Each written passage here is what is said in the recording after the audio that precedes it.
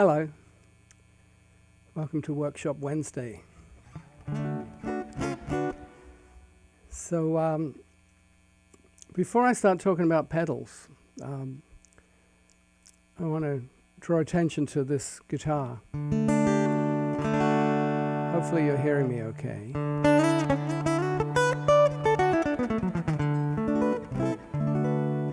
This is a Paul Reed Smith hollow body, and I acquired it recently, and there's one particular thing that it does that is extremely useful in dealing with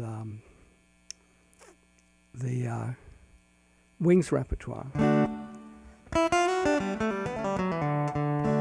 Right now, I'm taking advantage of the fact this has a piezo pickup underneath the bridge, or built into the bridge, which gives me an acoustic guitar tone. I'm actually running out of a separate output into an acoustic preamp. So there's my acoustic guitar for Venus and Mars, and progressing on that.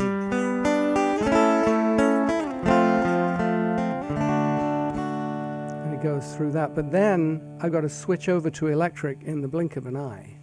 So I'll hit the F chord, and then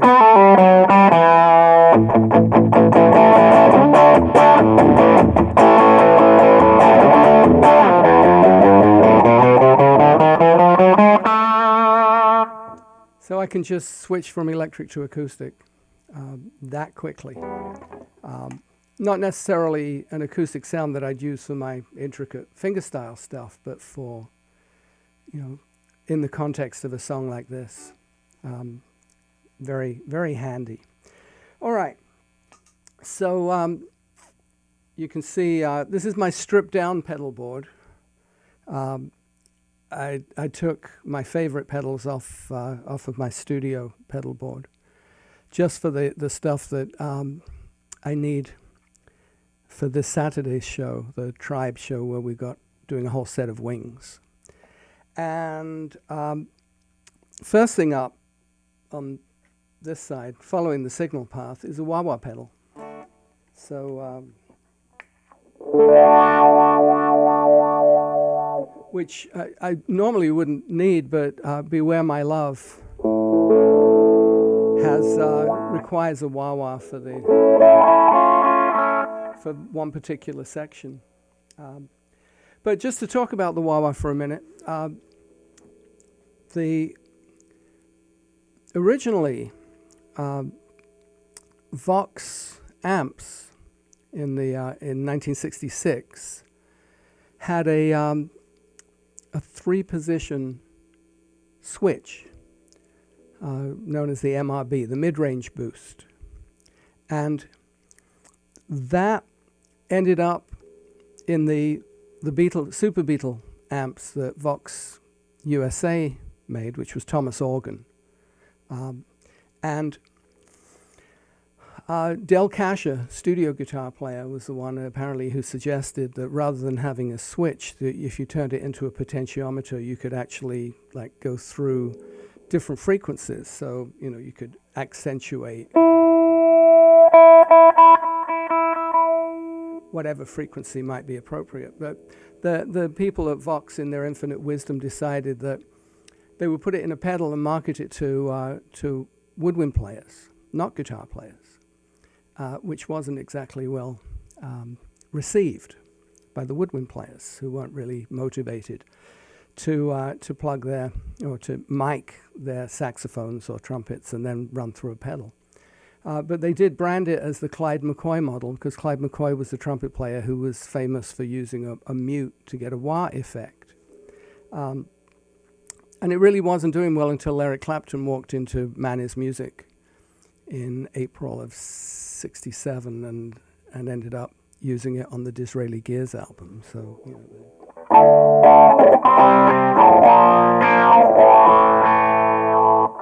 Jimi Hendrix did not use it until Burning of the Midnight Lamp, which was August of that year. So Hendrix at Monterey, there's no wah-wah pedal there. It was really, Clapton was really the first to take full advantage of it in that time period. There were earlier examples. I mean, Chet Atkins used a filter type effect at one point.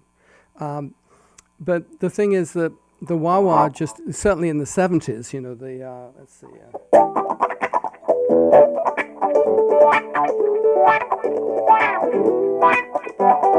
You know, the number of disco records I played on back then with wah-wah pedals was, I lost count. Okay, so the next thing on the board is this, what's called the Fat Larry pedal. Larry as in Larry Carlton, because his sound associated with the Dumble amplifiers. So here's and right now I'm running this through a little 15 watt, I think it is, a Fender Pro Junior, one with the two knobs, just volume and tone. No, Toby, the wah-wah pedal is not the same as the voice box. The voice box actually has a tube that you put in your mouth that runs into a speaker, like a miniature speaker, and that is your mouth is what does the filtering with that, as opposed to this is an electronic filter. But anyway, so here's a relatively clean sound. And then here's this is the Fat Larry. It's kind of a very smooth, warm overdrive. That's using the bridge pickup here.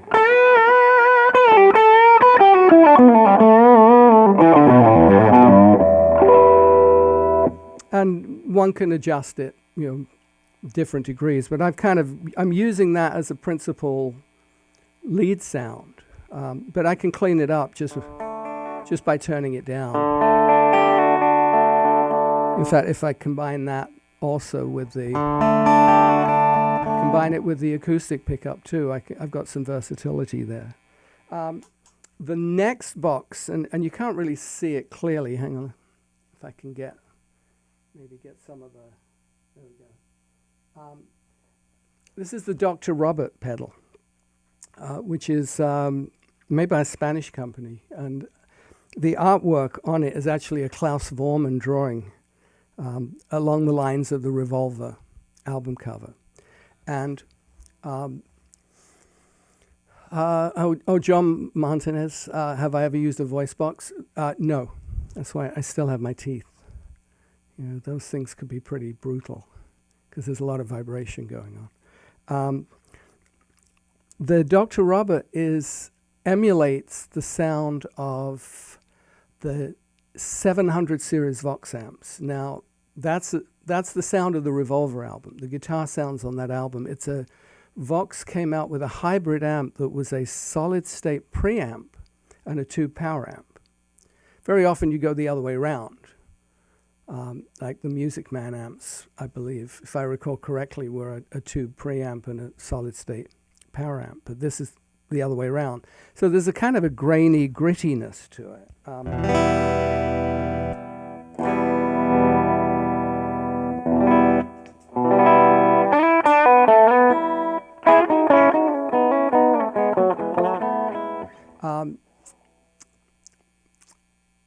It has a mid-range control, so you can really kind of bring the mid-range forward.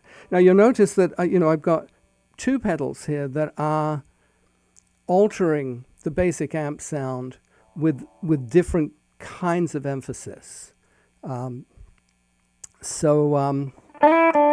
this case, what the Dr. Robert's doing is really bringing out the mid-range. So I'm going to crank it. There's the Dr. Robert. Same thing on the Fat Larry. There's a more kind of a low-end bloom on the Fat Larry pedal. But the Dr. Robert also has another function, which is the Mac show. Now, this goes back to early days of Beatles in Hamburg, where they were entreated to make a show out of what they were doing. So the Mac show pedal, rather the button.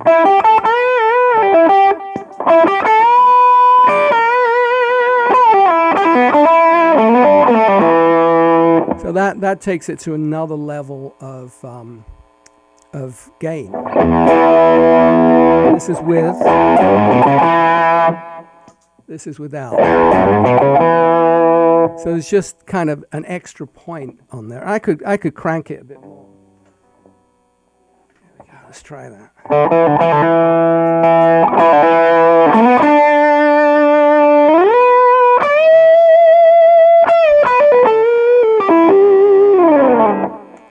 That's so that's with an extra gain stage there. That actually goes along with what Jimi Hendrix was doing in the kind of Axis Boulder's Love period, where he would use two fuzz boxes cascading into each other. So it's like a double gain stage. You know, these were the days. Really goes back to the days before amplifiers had master volumes, and you could crank the preamp to get more sustain and distortion. I mean, sitting here, I have a Marshall, 1968 Marshall. There's no master volume on that. I mean, it's loud and louder, you know. Okay, so the next thing on the pedal board is a volume control, a volume pedal.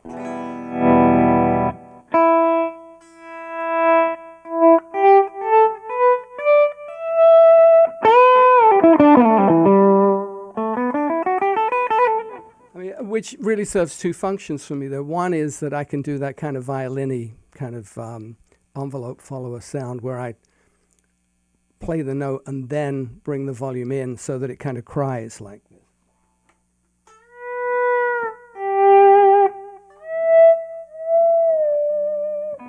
But the other more practical application is simply just to bring the overall input level down. Without having to use my hands to do it.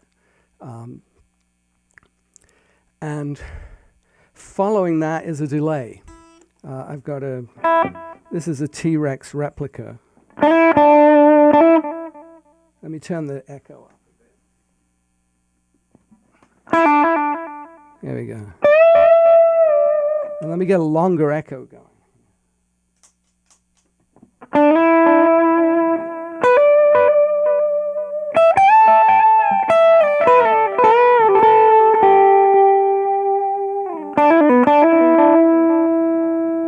Now, I'm not typically going to use quite such a long delay.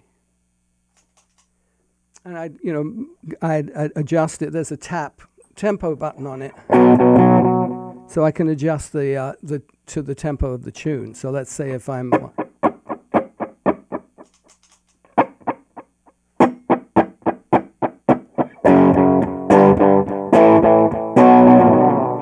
I can adjust the tempo accordingly. Get that back to something realistic. Now, the other pedal that I have here, this one, technically it's called a 30 millisecond. And is curiously enough, it actually has Paul McCartney's signature on it, because Keeley, who make this pedal, somehow managed to get Paul to endorse it, which is pretty unusual. Although I recall a conversation with him when I was telling him about my Martin signature guitar, and he commented, well, in the Beatles, of course, we didn't do those kinds of endorsement deals. And I said, yeah, except for Vox, Rickenbacker, Hofner, Gretsch. Long list. Fender later on, too. So, yes, they did do endorsement deals. But this particular pedal somewhat emulates an effect that is very prominent on the Beatle records from about Revolver onwards, which is what was called ADT, automatic double tracking. Because John was not particularly fond of having to double track his voice. And so what they ended up doing was figuring out a way of doing it automatically. And what they would do, they'd play back on one tape recorder and take the vocal signal from that over to another tape recorder, but going through a box with a big knob on it that you could either make it go before or after the true signal. So it would be kind of like a delay or an advancing of the signal. And the reason they could advance it in a non-digital world, I mean, in the digital domain on a computer, you can do all kinds of stuff like that. But on the tape machine that they would take the signal from, they could tap in before the playback head. So they were getting it actually off the bit of tape before it even got to the playback head. So within a few milliseconds, they could adjust it before or after. The most prominent application of that particular sound is on Eric Clapton's guitar on While My Guitar Gently Weeps, where Chris Thomas, who was George Martin's assistant at the time, was actually manipulating a great big potentiometer knob to get that wobble on the sound by using this ADT. Now this pedal,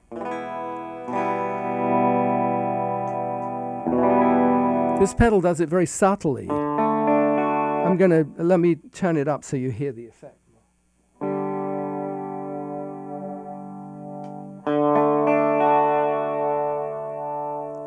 So it's basically like a chorus pedal.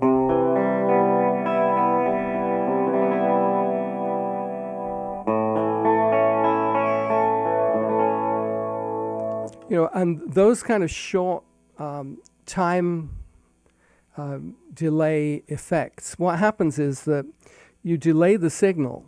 So you have the main signal and then a delayed signal.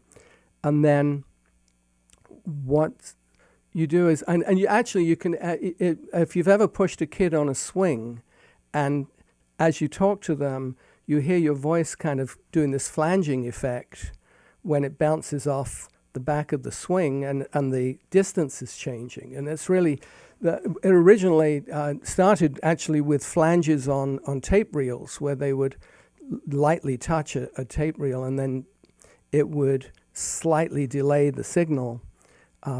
And that was very popular in the psychedelic era. I mean, I remember Small Faces Ichikuku Park was full of it. Hendrix used that quite a lot. And he, if I understand it right, he claimed that he was trying to get the sound when he was a paratrooper, when he was in the service, that the sound of the wind rushing by his ears while he was descending on his parachute. Later, the first pedal that did that using an optical system was not a digital system, because this was back in the 60s and analog era, was the Univibe, which Hendrix used very effectively at Woodstock. That kind of whooshy sound on his guitar is from that pedal. But this particular one is really quite effective. But what's really cool is this has reverb built in. Let's turn the delay off. And that reverb is a digital model of one of the reverbs from Abbey Road. So it's kind of cool. And I kind of like this pedal to the extent that sometimes I'll just leave it on, because it just kind of widens the sound a little bit. Okay, so Toby was asking about ear-piercing screeches. That's feedback. I mean, that's when the sound from the speakers feeds back into the microphones, and then just keeps going, and ends up producing these what are functionally sine waves. I mean, just very heavily reinforced by this constant. The sound goes into the mic, goes back into the speakers and back into the mic, and it just turns into an oscillator. All right, so let's see. So that's my stripped down pedal board. And the other thing I've got back up here is just a little power supply. But let me play something. I mean, stuff like this. I mean,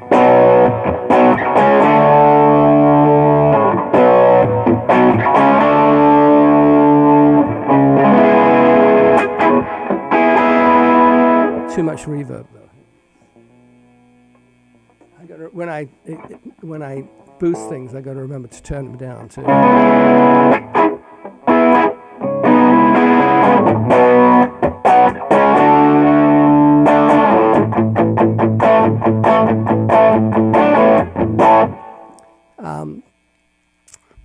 It's that's the Fat Larry pedal, and that emulates the Dumble amplifier. Howard Dumble, or Alexander Dumble, as he prefers to be known, came up with a way of creating a Fender-like circuit that just works perfectly. Those amps, I mean, I kicked myself for not getting one back in the early 80s. Those amps, I've seen them regularly go for $100,000 a pop. I mean, normally a good boutique amp might cost $3,000 or $4,000, but the Dumbles are just in a whole other level.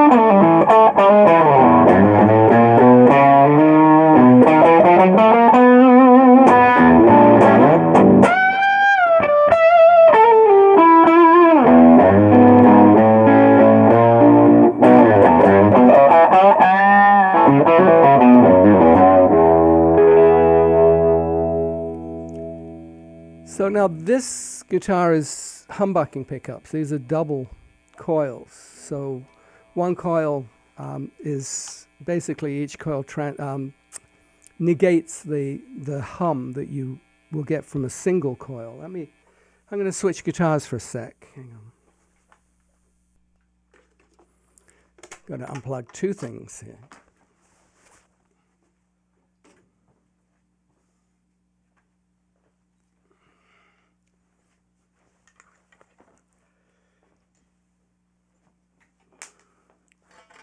These are single coil pickups. This is a 57 Stratocaster.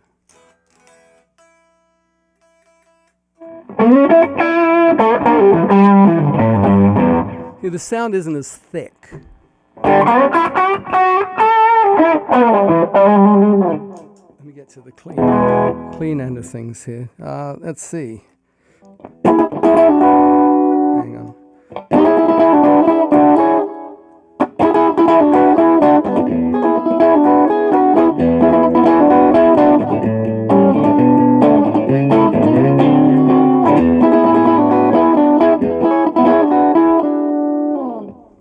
Coming up there. So, although this guitar is not too bad in terms of the noise factor, but if I were to crank it up a bit more, let's see, yeah, probably here, it starts to get pretty noisy.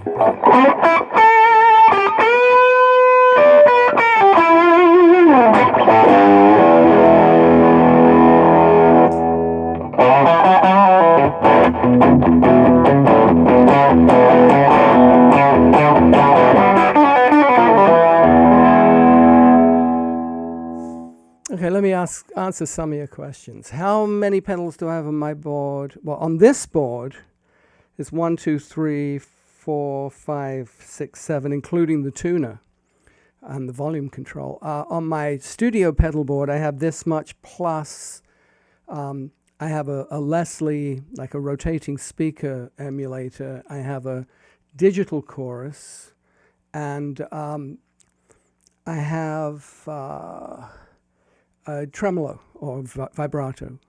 I think that's probably it.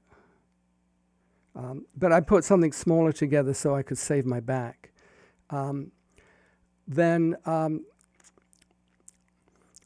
John's asking about a small amp to play at home. Well, these little Fenders, the Pro Junior, which is like just a small amp, is, even that can get a bit loud. But it's what I like about that amp is that it's essentially the same circuit as the 18-watt Marshall or the 17-watt Watkins Dominator, just a slightly more American version of it. So that seems to work pretty well, although mine's been remounted in a cabinet with a 12-inch speaker. Okay, same pedal configuration on the road. Well, these days, if I'm on the road and playing electric guitar, I'm just going to take a little Sons amp fly rig, which has distortion, it has delay, reverb. I'm not going to schlep around a lot of stuff. And typically there'll be a backline amplifier. I'll usually use the reverb from the amp. If I'm going out and playing a gig where I need some power, I've got a 65 Fender Pro Reverb that I like. I've also got this 68 50-watt Marshall Plexi. Now, with Wings, my setup was a little different. For lead stuff, I used a Mesa Boogie, a Mark II Mesa Boogie, Mark IIB, that I got in '79. And Linda liked it so much she got one for Paul, and so I had Paul's one as my backup. But for clean stuff, I was using a Roland rack, which was all solid state. Hang on one sec.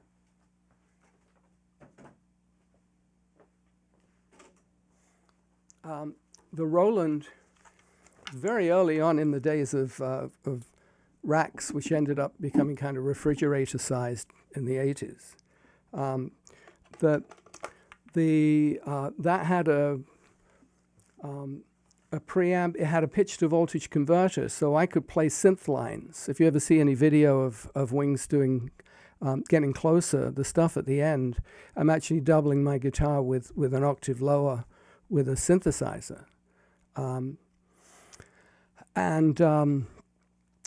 That also had a vocoder for Good Night Tonight, so I had a little kind of little mic on a headpiece. And the coolest thing of all, the Dimension D, was like the ultimate chorus. And it wasn't even a pedal, it was just like a rack mount box with like 4 different presets in it. And I had that running through 2 Marshall 4x12s. So, I could get this huge kind of chorusy sound.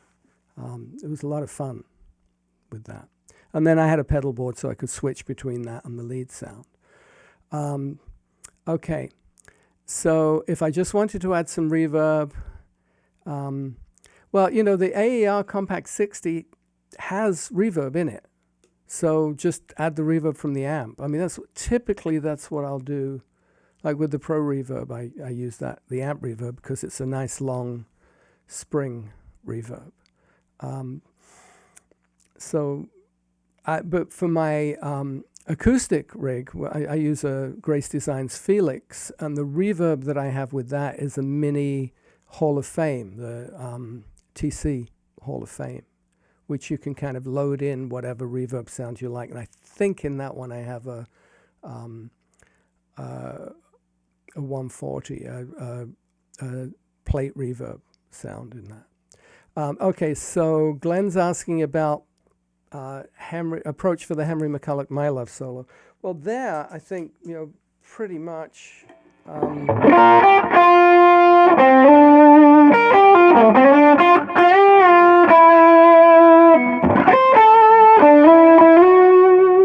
mean, Henry did that on a Les Paul with P90s, but I think that the humbuckers kind of get pretty close.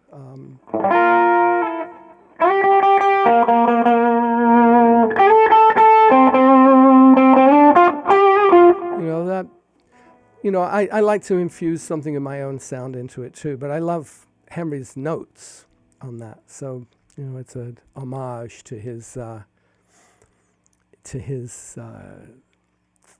artistry, guitar artistry. Okay, how often do these electronics break down? Well, actually, I mean, my Fender amp, as I was setting up, there's something, there's an effect you get called motorboating when if there's one of the tubes, or in England as we would call them valves, would start going wrong, and I was getting a little motorboating, so I had to pull out the old Telefunken 12AX7 tube and replace it with one that I had in a different amplifier, and that seemed to get rid of the problem. But I mean, analog effects, if you maintain them okay, just kind of keep them clean. I have pedals that go back to the 70s, although I don't use those very often because the technology has changed now with true bypass and buffering, and it's just. But the same basic principles hold true. I mean, the Dr. Robert pedal that I was demonstrating earlier is basically, it's a germanium transistor, I think, which is the kind of more traditional fuzz sound.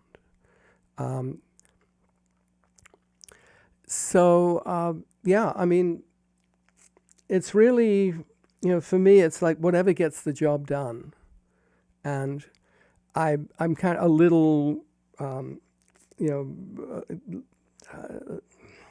OCD about which pedals I'm using, and I'll throw. I mean, this pedal board, as you see it now, I just threw together in a half hour the other day, just to save my back, because my main pedal board is in a big, heavy flight case, and it just hurts if I carry it around too much. Toby's asking, bass players use the same or similar pedals? Yeah.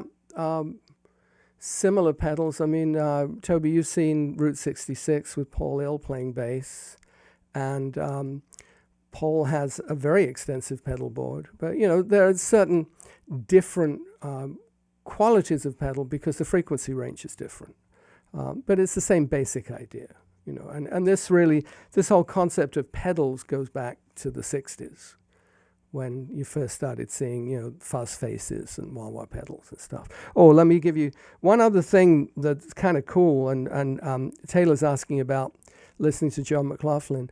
I mean, McLaughlin was a great inspiration, but sonically, I mean, my roots really go back to the Clapton, the Male Blues Breakers album, and Eric Clapton's tone on that, which was actually, Eric played very loud. According to John Mayall, it was, ridiculously loud. And I saw a documentary where they talked about Eric telling the engineers to actually mic it like the audience would hear it in a live gig. So they put the mic like 10 feet away from his Marshall amp. But he was also going through a Dallas Arbiter Rangemaster, which was a kind of a treble boost. But the thing, I used to see Frank Zappa quite a lot when he would come to London. And I saw Hendrix too a couple of times. And there's one particular sound that I'm going to use the wah-wah pedal as a pre-emphasis filter. So here's without the wah-wah. Now here's with the wah-wah. And just leaving it in one position.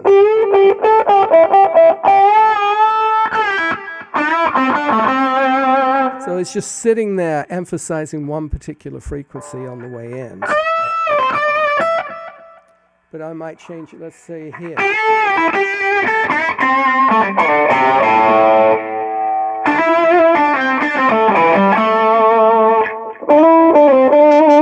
So it acts almost like a tone control, but what it's doing is it's pushing a certain frequency harder into the distortion. Let's see if we don't get feedback doing this.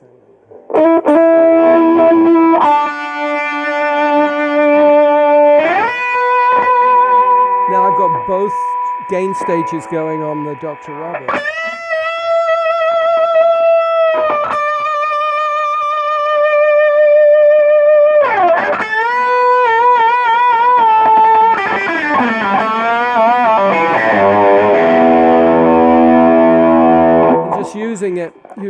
wah-wah pedal very gently to just change the emphasis a little bit. And that's a mini wah-wah. I mean, usually they're like twice the size, but it fits very neatly on this pedal board. So I think it's a Dunlop. Was I at the show where Frank got pushed off the stage and hurt? No. I don't remember that. I saw him at the Albert Hall, where Don Preston got on the big Albert Hall organ. That was pretty cool. All right. Yeah, so yeah, Zappa did have a very wide range of sounds. So this Saturday is the Tribe, which is a collective, musicians collective here in LA. We're doing rock show. It's all wings. So you want to tune into that. I've got it. It'll be on Norm's Rare Guitars YouTube channel, also on Alert the Globe, and it'll be on the Rock Seller Magazine Facebook page, and people will be sharing that. So Toby is out there, and she knows all that stuff. Okay, so let's see. Okay, you're asking about the pedal that I use for the acoustic sound. Really, it's not really a pedal as such. I've got a hang on.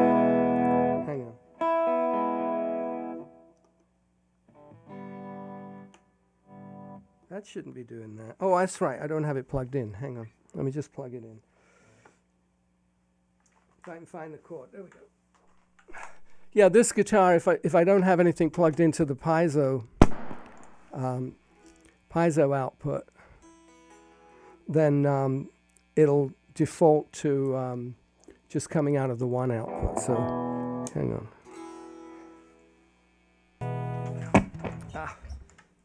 And then I unplugged my electric too. Clever. Hang on. That's the one thing about having two cables going into the guitar. So yeah, this is actually, I mean, I just grabbed the Highlander Pro Acoustic Mix DI, but it's just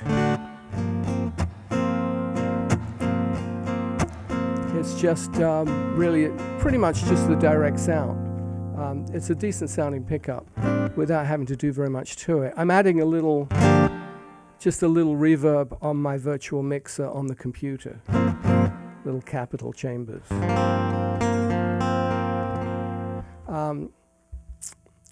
Okay, Alan Holdsworth. Now, I used to see Alan Holdsworth regularly at Ronnie Scott's club, because whenever there was a guitar player on the bill, Barney Kessel, Joe Pass, for example, Alan Holdsworth was the opening act. And in fact, my SG that I used with Wings, which is put away now, but that apparently also belonged to Holdsworth back in the 70s. Because he was something of a fan of the Gibson SG. I can't say that his tone or setup really had much of an impact, except, in terms of his ability to just get this kind of cool, let me get something going here. The fact that he could play long strings of notes without actually doing much right-hand fingering. And his violin playing was pretty impressive too. But I did see him quite a lot. But I think more, that era in the early 70s, I was really kind of into fusion. So McLaughlin and Alan Holdsworth was, one of the great English players in that area. But I'm not sure how much of an influence he really was in that respect. Jen saying she loves the Highlander sound, but hate how the sliders are configured. Yeah, it is. That is the one thing about. Well, all of these things. I mean, the Headway. I remember being on a gig with the Headway where they were constantly pulling stuff on and off the stage, and when I went back out to play, the tech had managed to turn off one of my channels on the headway, so I was not hearing my internal mic. I was only hearing the pickup, which didn't help when I came to doing the slaps on Cobalt Blue, where I need the microphone going.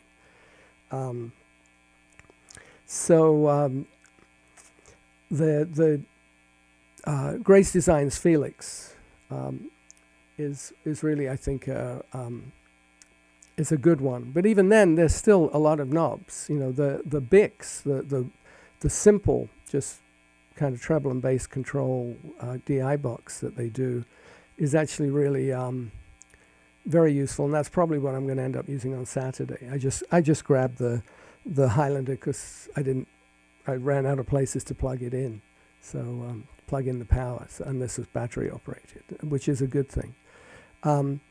Okay, so the robot. When Wings did Goodnight Tonight, you know, they hang on, let me put this in acoustic mode.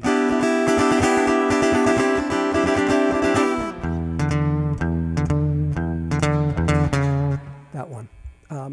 It's the rhythm track is driven by a drum machine, and so somebody had the bright idea to have a little robot that would come out on stage, which Paul could then, you know, kind of turn on the drum machine via the robot. It was kind of a sight gag more than anything else, along with the Santa Claus that came down from the rafters during Wonderful Christmas Time, along with the plastic snow, which nobody told me about until I got a mouthful of it.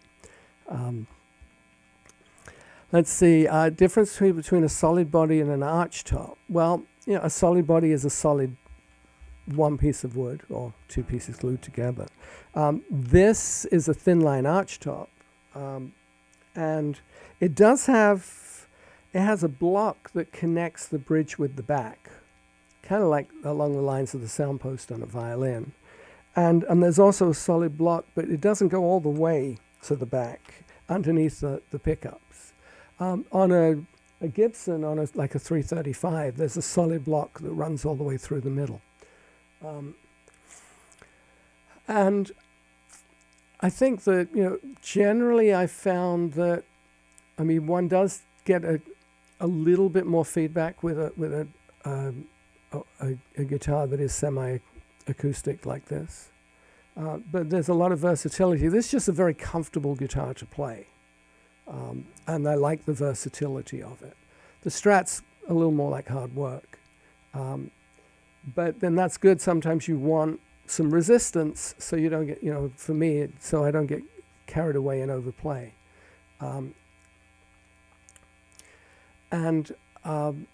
They're just, other than that, they're just kind of different approaches to the instrument. But the other thing about this is that I can play fingerstyle.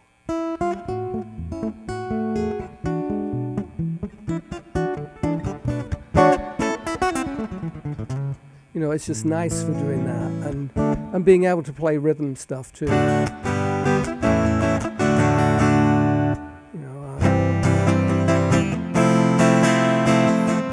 Being able to go from, let's say, from that and then to the rhythm part on Band on the Run. Although for Saturday, happily, I've got Grant Geisman playing guitar next to me, who's just a fabulous player. And our keyboard player, Steve Bauman, is also picking up an acoustic too. So not necessary for me, because I'm going to play the slide stuff there.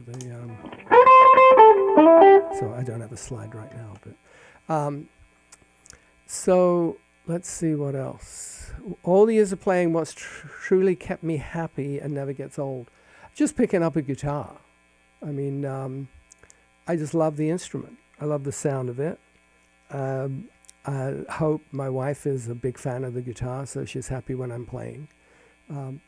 But I like the variety. It's funny. There's the part of me that is the fingerstyle soloist. You know, those of you that tune into my tea times and, you know, where I'm really, that's my thing. But there's also the part of me that's a studio musician, and, you know, the Wings guitar player, and, you know, I've always loved playing electric guitar and love jamming on electric guitar, playing blues.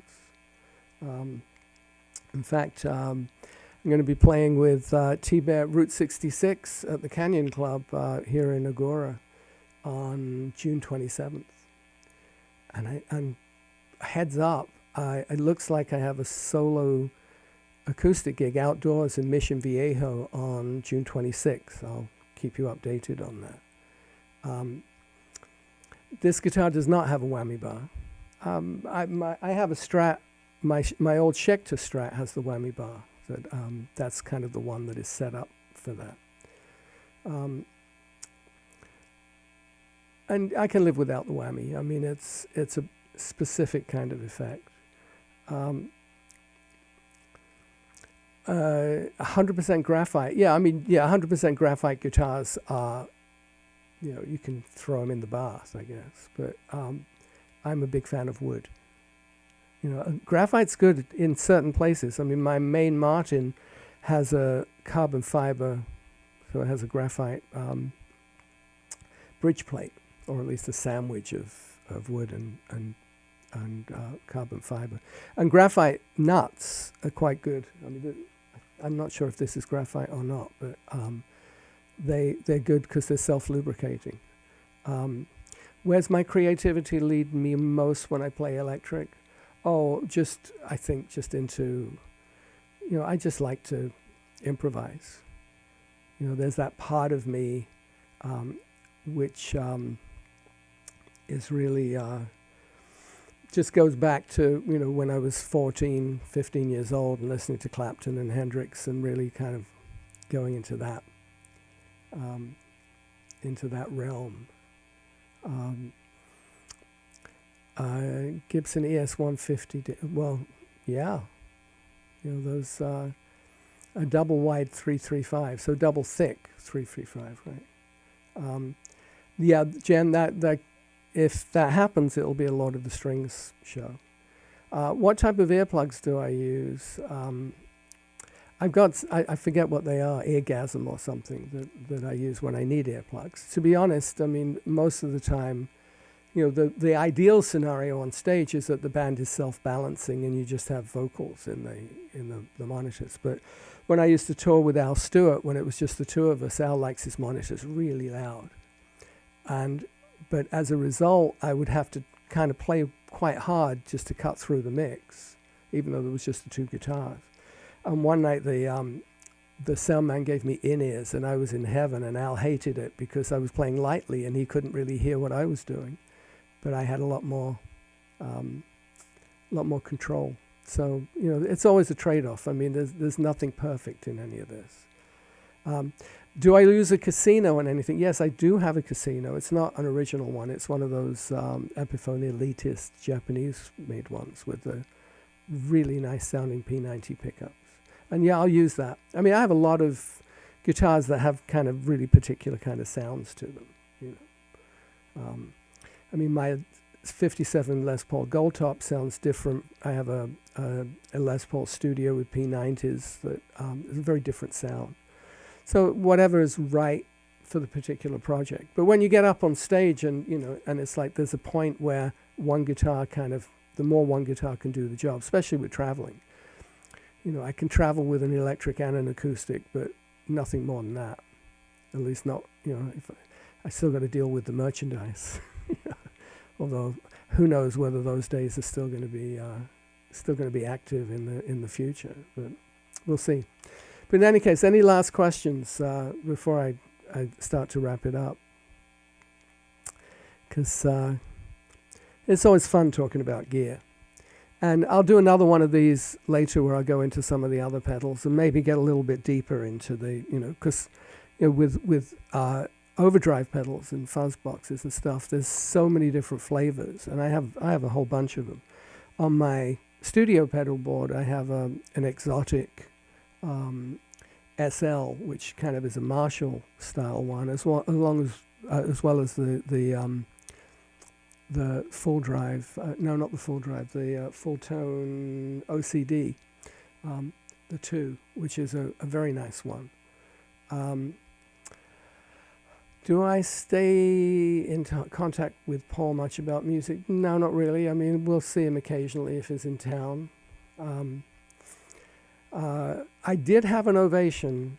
I had a blue Ovation back in the 80s. In fact, I think the last record I used that guitar on was She's Like the Wind from the Dirty Dancing soundtrack. But I sold that, mostly because when I really started getting serious about playing acoustic, I needed a cutaway, which that didn't have, and I needed a wider neck. But those Ovation Adamus guitars were really quite good. But I sold it with the old Valley Arts guitar here in Studio City. In fact, I went to look for it one day and I thought, oh, wait a minute, no, I sold this like 10 years ago. But yeah, I did play an Ovation. I was actually an Ovation Indoor C at one point. That kind of came with the Wings gig. Have I used a Van Halen guitar? No, I've never played the Van Halen. I mean, this, playing a Paul Reed Smith for me is a very new thing, but it's really, I think, working out nicely. All right, let me play something just to finish up today. What shall I play?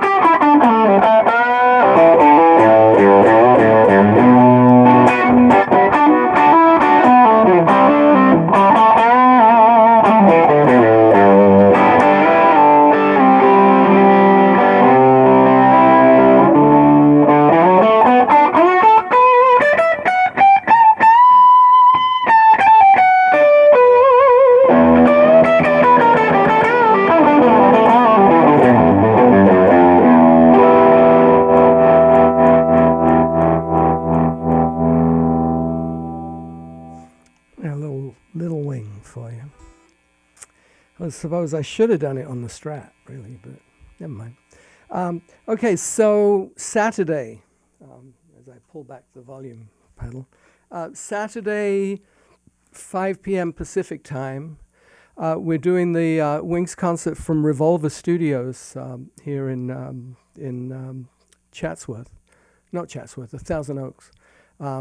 It's a studio owned by Michael Blue, who's a record producer, does Colby Calais, The Weepies, worked with a lot of people, and is partners with Ken Calais, who of course was Fleetwood Mac's producer on the Rumours album. But we've got a full band. We don't have a horn section, I'm afraid, but our keyboard player, Steve Bauman, is very adept at recreating the horn parts. And some really great singers. So that'll be a fun show, rock show, 5 o'clock on Saturday. And I will be back on my Facebook page on Monday for Moody Monday. I come up with a couple of arrangements this week that I think will be fun to play. And let me make sure I didn't miss any questions. I think there was something about an electric album there. Am I going to make an electric album? Yes, I would like to. That's kind of it's on the agenda to do more electric stuff. But I've also got like a whole slew of acoustic things that I'm getting ready to record, and Hope keeps kind of nudging me and saying, "Hey, how about a fifth Beatle album?" So I don't know. There's always something to do. But I do want to, because I'm just playing more electric guitar these days. So I think I should do an electric album. But meanwhile, thanks for tuning in. And I will hopefully see you on Saturday. It's a free concert. There's a tip jar, but it's a free concert. And I hope this has been informative, and we'll do this again with more pedals. We'll get a little deeper and maybe do some A-Bing of amplifiers and different guitars and stuff like that. So all the best to you. It's not a tea time, so I don't have my mug. But stay well, stay safe, stay hydrated. And cheers.